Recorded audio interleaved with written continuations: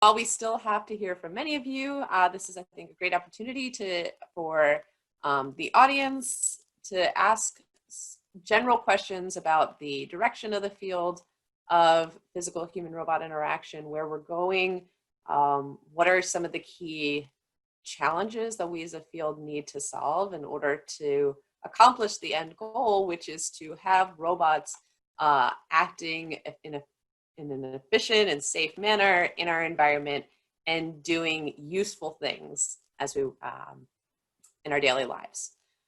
So to kind of kick off, or just to also say how this is going to go, I'll be pulling questions from the Q&A. So again, please fill those out and upvote on the questions that you like. And then we're going to try this like free-for-all style. So just if you have a thought, just speak. And yeah, we'll see how it goes. But for the panelists, if you want to answer the question, just go for it. And if multiple people want to go, we'll take turns.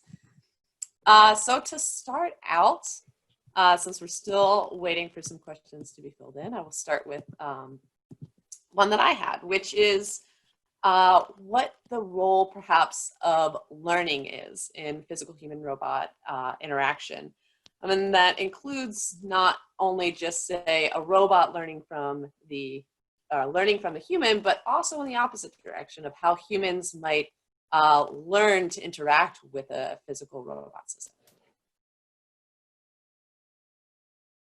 So I guess my question is learning important? Is it necessary? Is it something that we need to consider? Maybe I'll give it a try. Yeah. So if we think about, and I'm thinking about the viewpoint of the human learning from the robot, any kind of interaction that we have with the external environment is something that would change the way we move and the way we perceive information and the way we act. And we see it in classical findings, even from first field adaptation, right? So I think that any kind of control strategy that will be applied on a human interacting with a robot physically must be one that takes into account this learning, because the movements of the user will change trial by trial, movement by movement, and if it's a long movement, maybe throughout the course of the movement itself.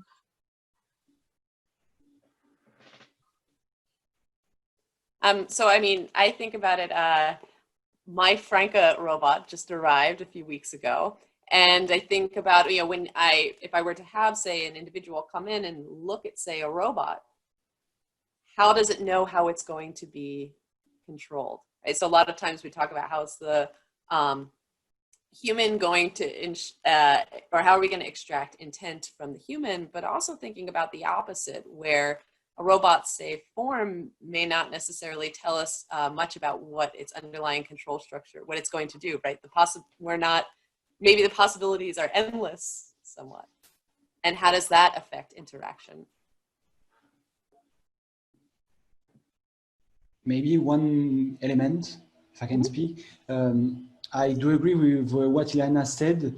I think about like learning, I think yet we are building lots of conclusion on the results of experiments that are small in terms of time. And it would be very interesting for new research to extend the time of interaction with the robots to really see adaptation learning process occurring in users, yet with very small experimental session, we can't really see that. We just see very transient adaptation, but we don't see how these behave. And just for the second question you were evoking about like how robot can make user aware of how it works. This is a very good question. We have been playing a lot with machine learning strategies where basically the algorithm can recognize something, but will infer an answer even if it's something new. And using machine learning is pleasant in some case, but it makes it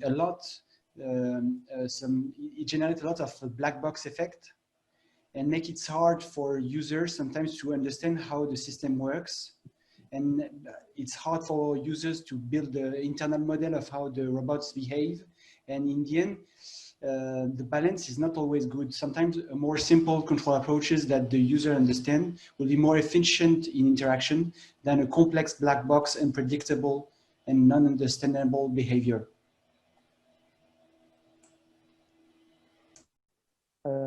If I may also say a word on this. So I think, yeah, both types of learning are important. I reckon on human learning to use robots, I think, yeah, Nathanaël and people working on neuroscience are more at ease in replying.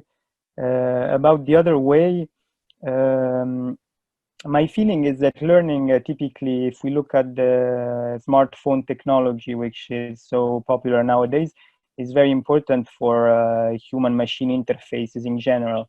So just think how easy it is for us now to type text and all this.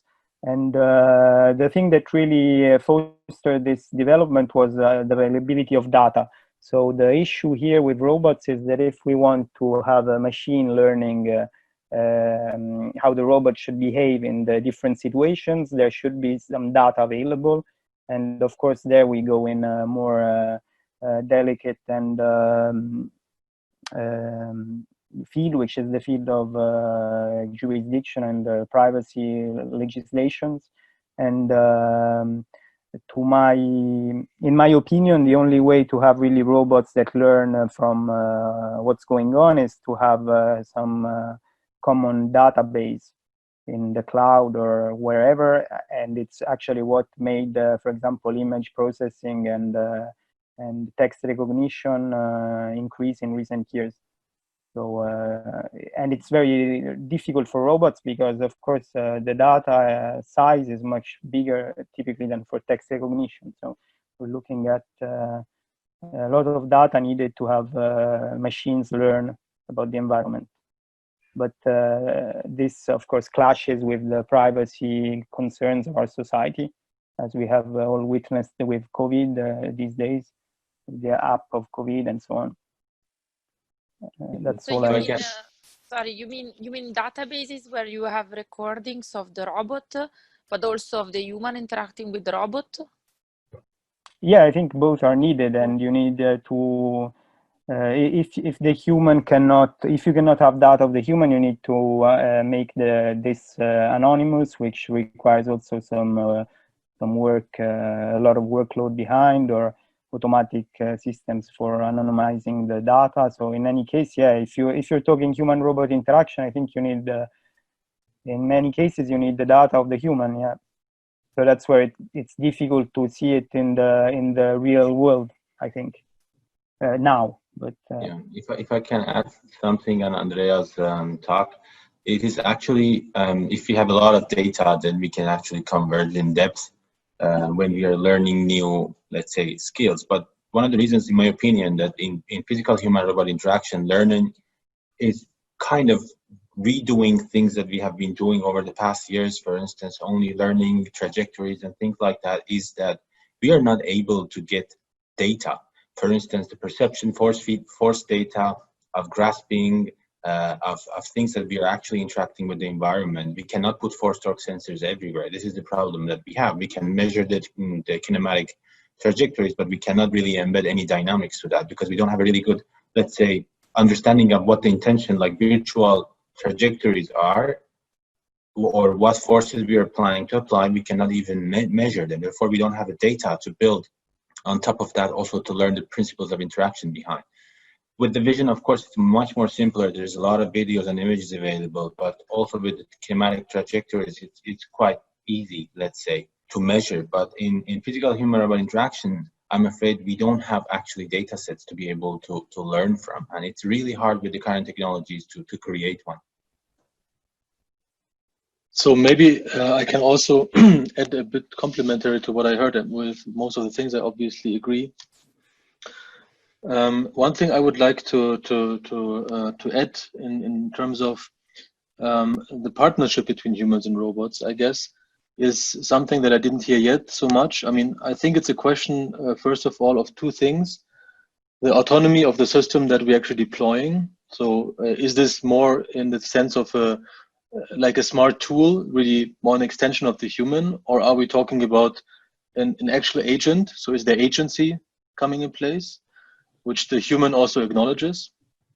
So more a partnership role than just the smart hammer. And the other question that I guess is also important, that might also add to a little bit to the discussion. If you want to understand what a robot is supposed to do, or what the robot is doing, or I mean, regardless its shape, morphology, and intent in the kind of concrete planning, but in terms of the overall task it's doing, it depends heavily on the human who's using it, right? So what's the pre-knowledge this human has? I mean, you can drive a car after you took driver's license, right? So you actually have to learn how to drive a car, and I think you also have to learn how to use a robot. So, and this is something that I guess is extremely important the more we go to non-skilled or non-technically skilled people. You can really tell that as soon as, I mean, there is this huge barrier in acceptance in the systems, and the more you actually train them, the easier they use it, and the better it's kind of becoming a useful tool, and the better they can anticipate what's the actual system, what the system is supposed to do. And I think another thing kind of, so that's the two main directions I see, and one is a bit more fundamental regarding the bodies that we're kind of developing. It kind of matches to what Arash was just saying.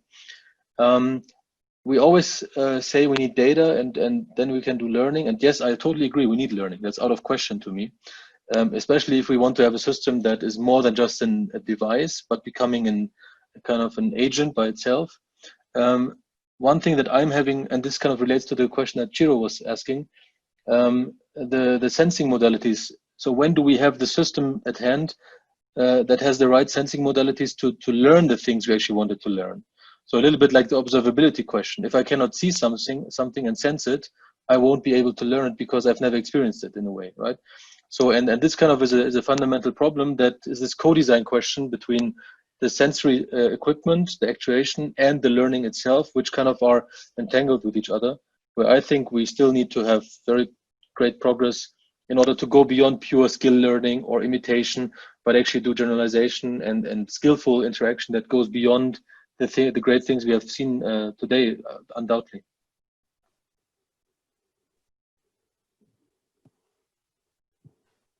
Okay. So I was just gonna add something really quick. Yeah. So I think this is a problem that is very is a very big problem from my point of view on the face of learning. So if you look at, let's learn how to quantify or classify image or something, there's plenty of data out there, right? So when you go, for example, to only robot autonomous motion in some sense of walking or whatever, then data is a little bit more scarce, right? And in order to make it work on the real system, it needs to be flinging its legs around and to figure out what to do. I think that the moment you get to learning with people, then machine learning becomes a lot more tricky because, one, safety issues, and two, the fact that in order to get an amount of data, you need a person to be doing that motion over and over a million times, right? And while the person, even the same person is going to do that, there's even going to be a change because that person is going to learn something, is going to adapt to the robot's adaptation. So there's always a way that the robot is going to figure out.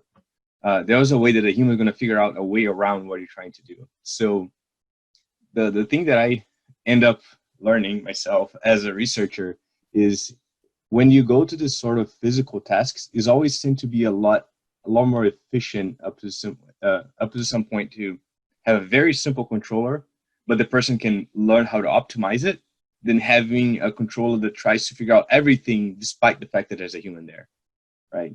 So, and I think the more complicated the task becomes, more and more I can see that. So it's always better to get some controller that's very simple and the human can learn how to make it, potentialize what it can do, than the other way around.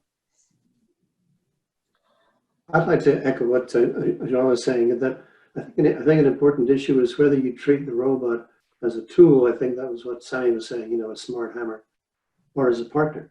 And I think that as a tool, predictability is the key. And there's experience about that In amputation prostheses, the ones that are directly body controlled using cables are spectacularly well integrated with the human. The myoelectric controlled ones, not so much. On the other hand, I think that physical human robot interaction should be going in the direction of partner, not just tool. And I'm thinking of, let's say, take a ridiculous example. I'd like a robot that could do Argentine tango, right? I mean, humans can do that.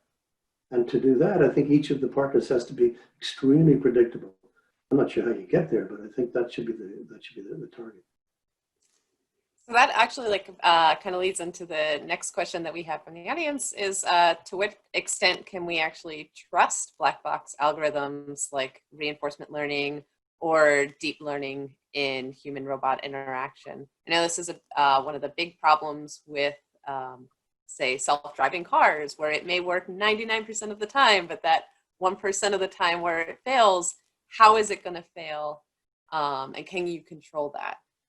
So once we start to use these type of learning algorithms, what are the type of, say, challenges that we experience?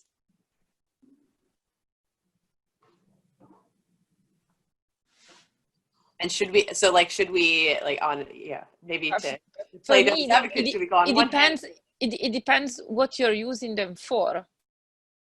Because if you are using for doing some, I don't know, friction identification that doesn't really matter in terms of safety for the controller, but increases slightly the performance. So maybe you can say, okay, I use this black box model just for the friction part and that's it. Maybe it doesn't change too much.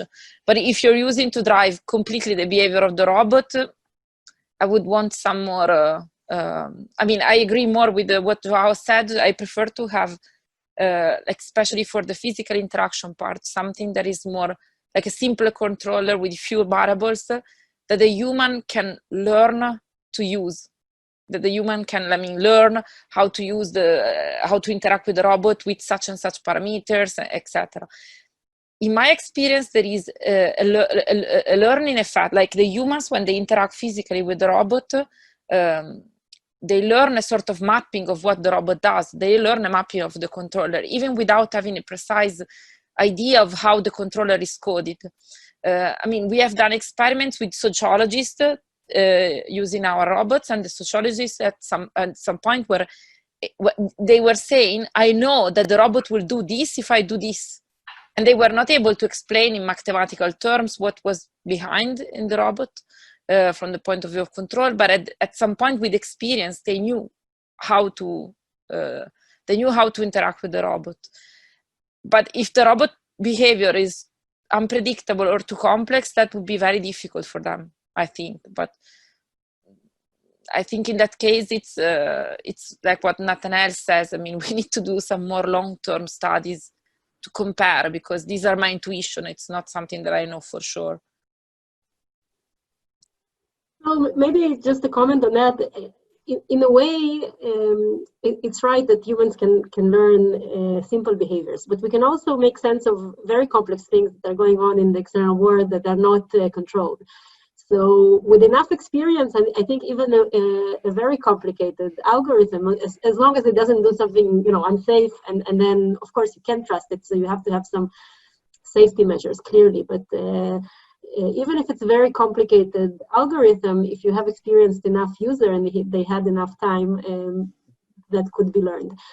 And maybe the trick can be here in terms of, if you have an inexperienced user, you want to give them something very simple. As their expertise grows, maybe they can handle something that is more complex and gain more performance gains.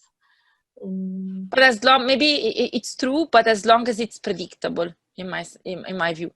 Because if the robot doesn't really behave like in a predictable way, then I mean, it's very, very difficult. But there is almost a philosophical question here of what is predictable, right? Because if you can have enough variables, maybe something becomes more predictable. So I agree that it has to have some predictability. If you put something completely random, there's no way the human can learn that, and they will resort to some really safe strategy of trying to maybe kind of ignore or be robust to whatever the robot is doing. But yeah, so maybe the part of expertise is being able to track more variables and keep them predictable. I think it's also important to embed it to the context that we are speaking about. For instance, the predictability is really important when we are talking about precision, robustness, and things like that. For instance, it becomes very important in industrial applications. Let's say you want to have robots that are predictable. But when it comes to, for instance, social interactions, you don't want to have a predictable robot at your home when you're interacting with it. You want this to tell you, to talk to you, to come up with some new ways of interaction. So predictability there is probably not exactly what you're expecting. And this was actually the thing that I've been looking. I mean, the question I've been trying to answer always is: do we need to create unified forms for robots that they are actually like us humans? When we are going to industry, we don't change shapes. When we are going to do social interaction with elderly, we don't change shapes. We just change behaviors. Are we planning to create human-like natural robots to fit them to all contexts, or it's best to optimize at least the shape of the robots to let's say when we are placing them? My question is, do we rather to have human-like anthropomorphic, very, very safe-looking robots in our industrial production lines, or just a smart hammer which looks really safe? Which one I would prefer as a worker or as an employer or as an employee?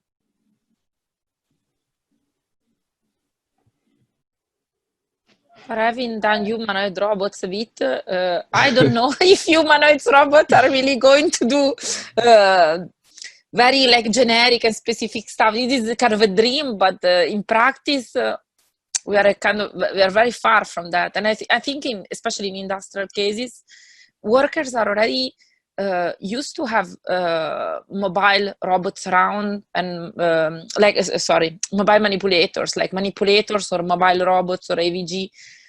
So maybe, I mean, it's improving those shapes if it makes sense for the application, for the context, yes, but replacing with a humanoid that is very expensive and then has a much higher chance to break. I don't know if it's really like, I don't think it's really like the natural shape that makes the difference. I mean, there was in a old workshop I've seen from people from Disney were saying that animacy, like the human likeness, you can find it also in animated shapes that have nothing like nothing like a anthropomorphic form. You can have like a hammer or a tool that looks and behaves like a human. And you see like some human attributes in this behavior, but without having necessarily the shape. I think it was in the animated tools of Belle and the Beast, because you have the tools from the house that move like humans, but there are no humans. Or cars, it's the same. I also like the French Disney movie reference there. Yeah, so the next question is from Rabia asking, saying, we are working to develop robots that facilitate or fit in the natural human behavior.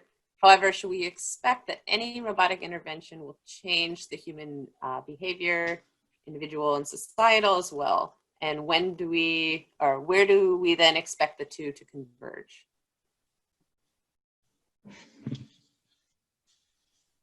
So on one hand, I guess this is talking about this idea that you're trying to, on one hand, perhaps use, or do we try to use robotic devices to guide human behavior versus to fit it? And how do we compensate if we're trying to accomplish both at the same time?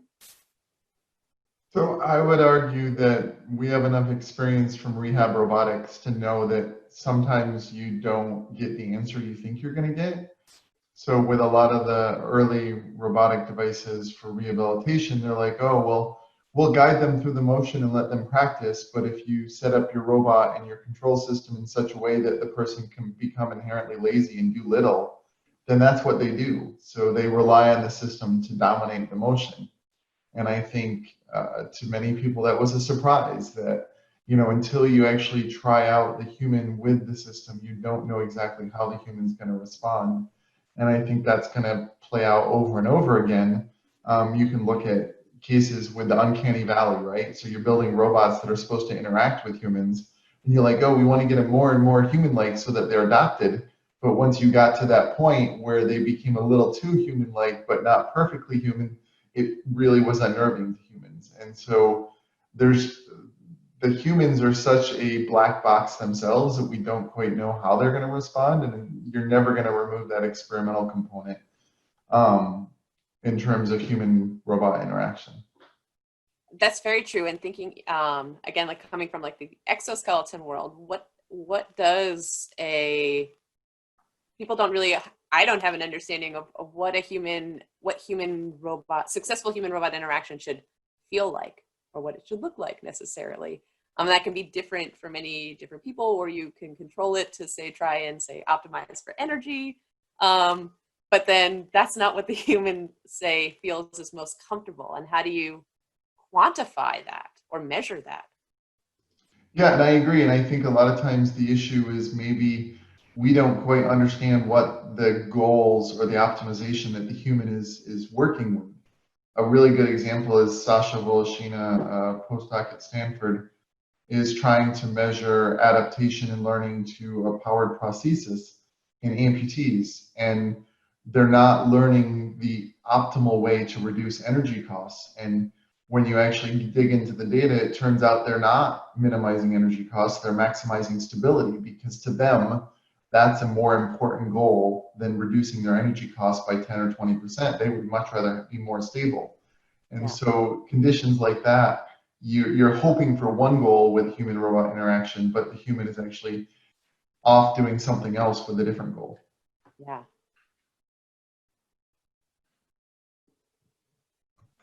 Okay. The next question I have is actually for Andrea, but of course it's for all. Asking for more realistic application for manipulative robots, more and more sensing is incorporated, increasing the complexity. So, oh wait, this is very similar. Well, we'll still go with it. So is it more preferable to use black box using learning, or a more thorough course of control through equations and all? Through equations and all. Yeah, I see that. No, I understand the question as teacher, I know. No, yeah, the easy answer, although of course it may disappoint, is that is the usual answer that there is a trade-off. And my baby just came in the room, sorry. So yeah, there's a trade-off. So don't get me wrong, when I spoke about deep learning before, on the other question, I actually discovered personally the advantages of deep learning in computer vision, but I myself am not an integrist of machine learning. So I think it's useful for certain problems. That's why I mentioned, for example, the interface as it is on our smartphones with the text recognition, and in computer vision, it has certainly enhanced many things, but I still think it's part of the whole framework, and that you still need the control aspects. In particular, I am not very convinced about, for example, the works on end-to-end learning, where the robot learns also manipulation and physical interaction from scratch. So the ground is still control theory, and then you build on top of that. And of course, for computer vision, I think machine learning nowadays showed its capabilities, and they are undisputable. But for controlling a system which you know, where you have a model, I still think you should stick to the math part of the story. I mean, the equations, because deep learning also equations, well, but I think that brings up model-based. Yeah, I think that brings up a good question too, about sensing. Like, of course, you need enough sensing to be so you can observe the phenomenon that you want to. But at the same time, there's a lot of, so is adding, say, just as many sensors as you can the best possible approach? Or is it, I mean, or also are we limited by the fact that we don't know what to do with the signals that we sense? Right, so I feel like you have this trade-off between complexity of the need to sense, but then also the complexity of dealing with all of that sensor data. I have a comment about that. I think I think there's a lot of people that try to start using machine learning. I see that it's a lot of people that start to kind of try to use it everywhere. I think that in a lot of cases, we should be very careful when reinventing the wheel. I think, for example, there are some models for rigid body models that work really well, right? So I think we should just use what we know, because we know how to predict, we know where we went wrong, we know everything. I think learning is very, very helpful. It's an incredibly powerful tool for things that we don't know how to model, right? So how do you, model friction on some weird compliance in your system, or, stuff that has really hard nonlinear effects that you have no idea where to fit in your equation, right? So I think in that sense, it makes a lot of sense in how do you quantify the image of a cat? Yes, we should use learning for that stuff. And I think that also the other time that we should use learning maybe is to mimic a very complex or very computation intensive procedure. So for example, you can teach a neural net to reproduce the procedure of optimization. So you can use that optimization in real time to control a robot. So I think that's a really cool use of learning, because you can evaluate that output in microseconds instead of milliseconds, right? So I think that the answer from my point of view is to combine them. I think there's really cool work from Marco Hutter at ETH that he showed that if you use rigid body models for the stuff that you know, and then you use learning for modeling the delay in the motor actuation and friction, then the robot performs way better in a much more predictable way than you would just by using either of them separately. So I think combining learning and conventional tools will probably be the solution in the future, from my point of view. Maybe just another thought about the fact that the model that is learned is not fast enough, right? But then the learning is not fast enough, but then the retrieval can be very fast. So if we parallel the learning of the deep network or whatever kind of machine learning you like, you can parallel that to the stage of development of the model that is definitely not fast. But then once you have that worked out, the retrieval is very fast. So maybe kind of relate to what you just said. Okay, so next question is from Chunzi, and he asked, would trust between human and robot be an important factor of performance, especially for some closely to like using exoskeletons or prosthetics? Again, this I think kind of ties back into the question of should this be a black box, so a learned algorithm versus model based, but also thinking too about how do we actually quantify this, right? There are a lot of papers on trust with either exoskeletons or with other robot assistants, but what does it mean to actually quantify that? So I'd like to ask, how would you determine the difference between trust and predictability? I mean, if the system is predictable, I can, quote, trust it to respond in this way to whatever I do. And so when we say predictability too, is it also just the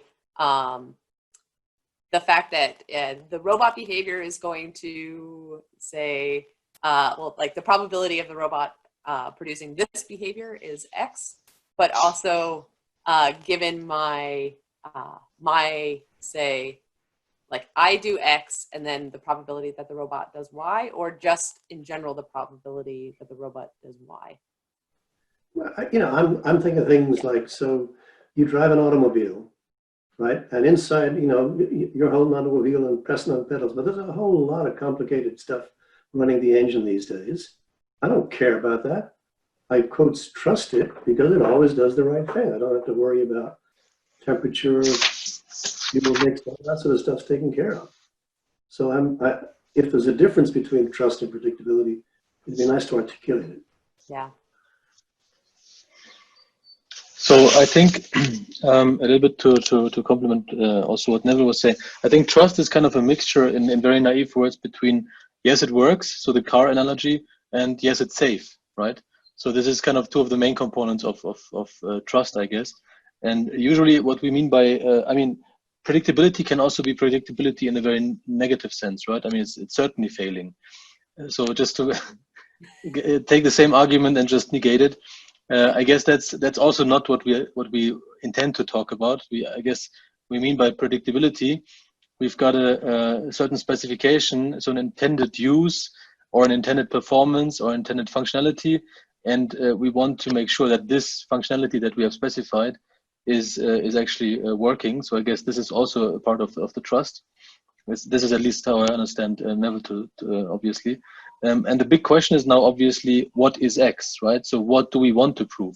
And I think this really boils all down to same answer also to the learning part in a bit. So if we want to learn something, we need to be able to certify its or to provably show that it behaves according to whatever kind of specification in order to at least have a certain level of trust, meaning it works and it's safe. And I think this kind of, if you go more and more closer to real world, then it always boils down to 4 ways of doing it in a way, at least on an engineering scale, right? I mean, doesn't mean really on the social acceptance and trustworthiness between agents, but I mean, first of all, obviously you have the mathematics. I mean, can you prove boundedness and stability and all these things? That's obviously helping to a certain extent. And there is the big issue about, I mean, we didn't talk about this functional safety, right? So if we talk about, I mean, in a car, there is so much about functional safety so that Neville can actually trust his car to actually execute the commands he's doing while driving to the planned destination. And then there's what is used in aerospace also a lot by testing, right? I mean, if you cannot prove something formally and maybe not only in the functional, you can do it by testing. So there is certain test protocols and development processes that you can follow that also provide a certain guarantee and certain trustability. And I guess this is kind of also on a very technical level, a part of the answer. And this also applies, I think, to learning. So if you could somehow show many of these things for learning algorithms, I think that would be also a significant part of the potential answer. Can we trust these algorithms? Yes, no. If so, we need to be able to prove, or at least to guarantee, whatever this means, certain properties that we connotate with trust and safety. That would be my bridge between the two points a little. As a follow-up question asked by the audience by Nick is basically asking more the ethical question that is, if I'm a user, I'm trained to do something correctly to work with the robot, and there's an injury or accident, who's at fault, right? So, like, is it the human or is it the robot? Or, you know, if an injury occurs, are both parties at fault, right? How do we deal with that type of issue? I mean, I think you can look to the recent past with the trials of automated vehicles, right? So, you know, in situations where you want the vehicle to do everything, but you know that you don't want to be fully at fault, the engineers say the human should be there and able to override it.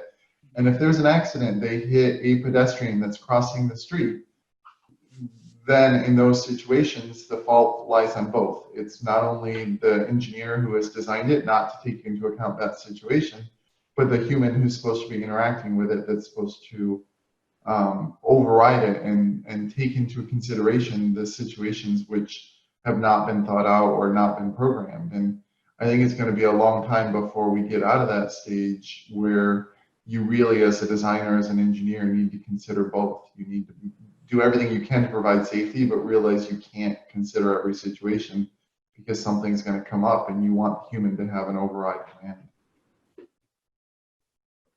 Question I had in this regard was why we never had these questions when, for instance, systems were running on simple control structures. For instance, when an airplane when it was in autopilot was crashing, we never questioned this type, like why is it the fault of engineer or is it the fault of the pilot? I don't know why these questions came when the learning is becoming more and more, let's say, integrated in the physical systems. So we never had these thoughts when the systems were running. Like, I mean, autonomous flights have been a thing for a long time, but we never actually questioned this. If the airplane crashes, is this engineer's fault or not? I mean, in a way, the answer is the question, right? It's exactly these questions that make it necessary, because it seems to me that we have too many lawyers nowadays all over the world, I guess. So I think that's the plain answer to it. Yeah, and the other answer, I guess, is we are too slow as a robotics community, right? I mean, if we would show tremendous, I mean, let's do a thought experiment. So Corona happened, and let's assume that we would have had 1 million robots being deployed to actually support and really solve certain things like off the shelf. I'm pretty sure that, I mean, that also comes with the trust and acceptance and so on and so forth. Then obviously the pressure of the public to push certain things through would be very, very different, right? So I think it's various factors in a way. Yeah, that would my two. One was not so. Yeah. Yeah, this is true. On one hand, and I really understand that the safety and all these robustness aspects matter. But at some point, I think we are really hard on ourselves because, for instance, really simple example is the safety of the robot and control of the velocity of the robot when a human and the robot are supposed to collaborate. So according to ISO standards, robots should slow down really, I mean, to a really low level. Basically, the productivity will be stopped at in that state. So we don't really, we are not able to exploit the full potential of these systems because of so many limiting rules that we have, because of so many these concerns and questions that we have. That should be actually, as I mentioned, I also understand that safety matters a lot, but this is also a constraining fact that we cannot really move forward. I think if you consider that right now, there are committees that say that kids in schools have to be distant 2-3 meters and don't touch, don't interact, don't play together, and they have a list of rules that is completely not applicable.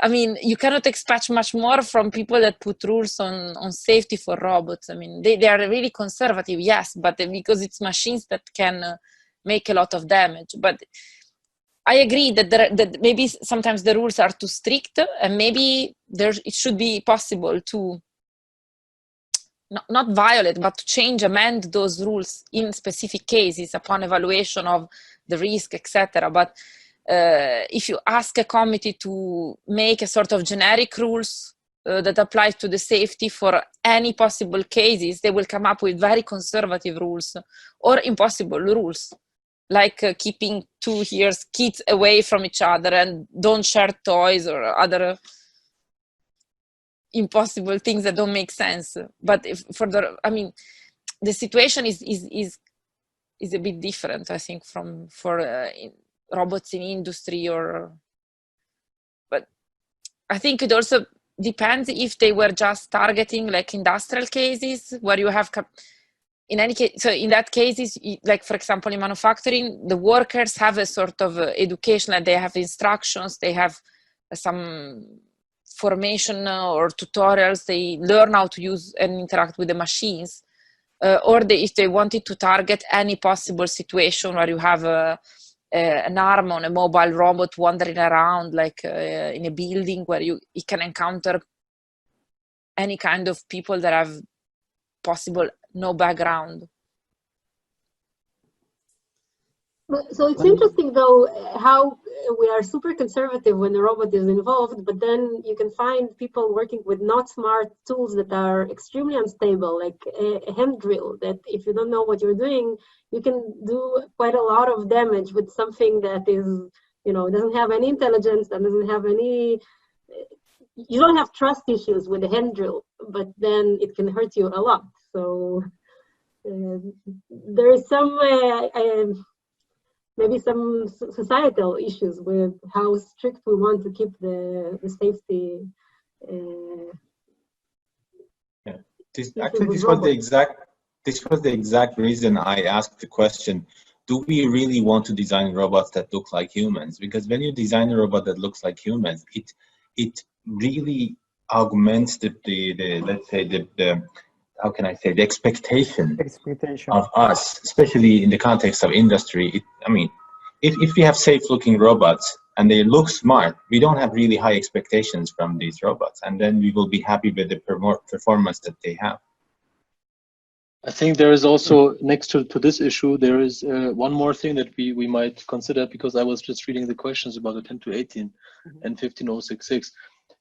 So in a way, I think the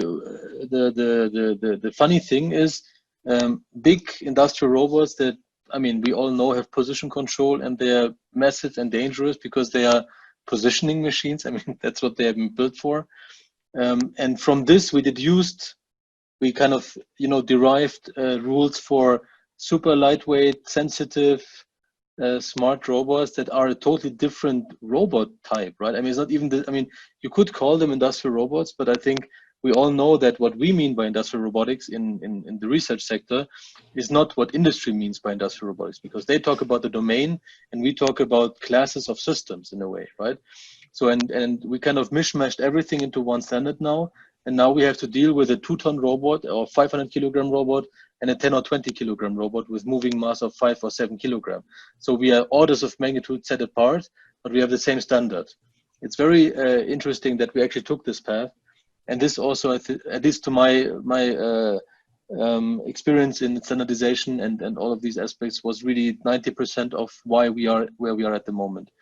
With these super over-conservative standards, that's a big reason, and also the lack of knowledge, I think. You know, when you have new technology, you have no experience, so people tend to be super restrictive, because in the end it's about who takes the blame, right, if something goes wrong, because then it's the real world. It's not in our labs, right? I mean, it's not like, you know, these are people who buy something, so there's liability issues, and that's what I meant by the lawyers. So there's actually, it has legal implications, right? So, and if there's legal implications, then there is the big question: where did you start from? Did you start from this, you know, from the super dangerous machine, or did you start from something that was designed from scratch to be human-centered? So totally two ends of the spectrum, but we started from the wrong one in a way, right? So in a way, you bring up an important point, and this goes back to Neville's question about trust and predictability. I would say most of the time they're intertwined, but there are a few examples where they're not. A good example is the development of Honda's Asimo. They originally started out with a bipedal anthropomorphic robot that was very large, very heavy, and people, even though people had no understanding of how it was working, they were very fearful of it because it was so massive, it was so potentially threatening. And when they decided to make it smaller and child-sized, even though they still don't know how it interacts, it became easier to interact with.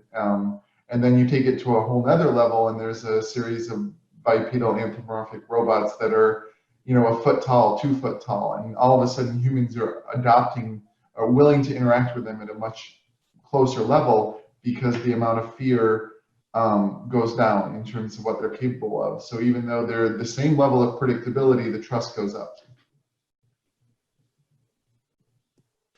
Excellent. That was actually one of the questions is, okay, are there any differences between the two? So great. So kind of just one thing, maybe if I can add Absolutely. about like the predictability. I think that like working on some explicit behaviors of robots could be very useful, because there's a whole research field on human-human interaction and the way, for example, two humans tends to use signaling between them that are like some little hints, some human language, like small body movements, maybe the gaze movements or these kind of things that are providing hints or information to the partners to be able to synchronize and to coordinate together. And maybe there will be some interest, and I think lots of people are already working on that, translating human-human to human-robots, to also behave in a way that the robots are more explicitly explicit to the interacting user. Like they won't behave in a natural way or in the most optimal way, but they will behave in a way that is more easy for the users to understand what is their goal. And this, depending if it's a prosthetic, that's a tool that's part of your body, you should be totally in control of. If it's an external devices, it should be treated as a partners. And then maybe like working on non-optimal but more comprehensive behavior could be a good solution to the problem of predictability, to the problem of safety, because it's not safe because sometimes you don't know what's going to happen. Yeah. So this is what in HRI is often referred to as legibility. So the fact that when you see a trajectory or a behavior, it is legible in the sense that you can intuitively understand what the robot is doing, or what is the trajectory, what is going to do, etc. And it's very, very close, and sometimes it is overlapping with predictability. Because, for example, in goal-directed movements, sometimes legibility is just as referred as the ability to understand the goal of the movement, like I want to reach this battle. Whereas for predictability, is more like I can predict the entire trajectory that you do and why you're doing, and so forth. But it is like related to the fact of conveying more, so that to have robots that okay, move, like do the trajectory, do the task, but are also able to convey extra information when they move or when they act, and use multimodal cues, as you were mentioning, to do it. And it's like it's used a lot in HRI. Most of the works are about proactive gaze, because it's if you have a robot with a head, it's the easiest thing to put in place, because it's something, it's like giving a head start to the human to understand what the robot is doing. But if I can say, in case of physical like interactions, so when two are haptically coupled, I'm not sure. I mean, I don't know what is the best way to convey information in this case with haptic information alone. I mean, if you have other channels, then okay, you can exploit the other channels. But it's very interesting question. So to kind of wrap up this session here, one of the things I wanted to do is go around and ask all of the speakers two questions. One is, what do you think has been probably the greatest advancement in the recent years in the area of physical human robot interaction, as well as what do you think is absolutely needed in the future? Like, what are the direct next steps that will exponentially improve physical human robot interaction? And so you guys, whenever you have answers to those questions, you can just pop in. But it'd be nice to hear from everyone what their thoughts are.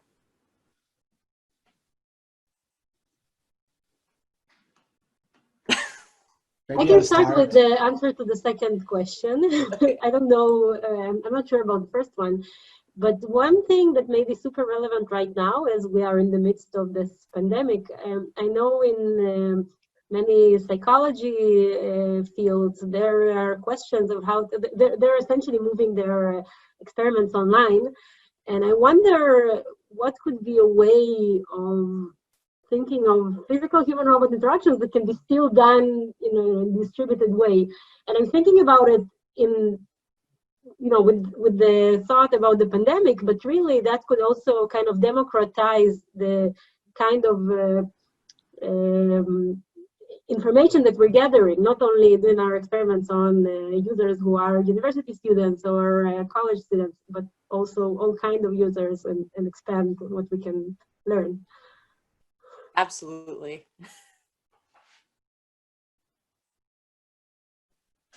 Yes, if I may, I will answer a bit from the industrial perspective, because I'm not expert on pHRI in medical applications, but I think from the industrial perspective, one thing that was a bit of a breakthrough was the use of torque sensing on the joints from the KUKA lightweight robot through then a whole series of robots from Universal, the Franca and Baxter and so on. And I think this was very useful to convince the industry that it was possible to do physical interaction. And it was a great leap for us. And second, which is somehow related and also related to things we said just before, about lawyers and insurances and so on, is that for me, the breakthrough in the future, I mean, as always in technology, it should come from the market. If the market wants robots, they will change the laws. It's as simple as that. It's the way it's been for aerospace and flight and autonomous vehicles. When I was a PhD, I was doing autonomous guidance, and I had all these issues that have been raised today about legal issues, and I thought it would never be possible. And instead, now we are starting to have some autonomous cars because the market wants autonomous cars, so they will fit, they will stretch the rules. So I think I'm answering with a question, but the breakthrough is if it's necessary, it will be spurred.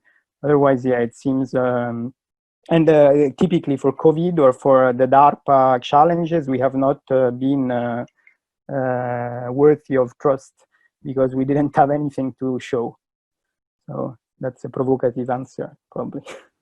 If I can add something only, I think, in my opinion, lowering the costs has been one of the biggest breakthroughs. I think one of the biggest reasons that the robotic vision or computer vision is proceeding way faster than robotics is because cameras are way cheaper than before. So with a couple of hundreds of euros, you can buy cameras and run your algorithms very simply, but you cannot do this with the robotic arms or exoskeletons or things like that. If they are more affordable, more people can work on them, basically to try some ideas and basically be the next big thing in the robotics. I think lowering the costs of such robots, manipulators, exoskeletons, sensors would be the next biggest thing that we need to do to be able to advance science.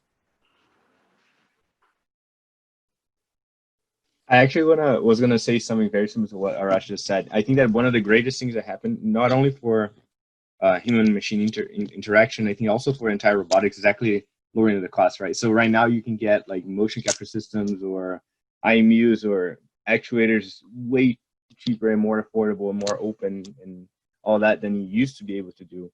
But I still think that, exactly as Arash said, that's not enough. I think that in the future we need to have some more accessible and more open source systems, and I think that would help advance the entire field way faster as well.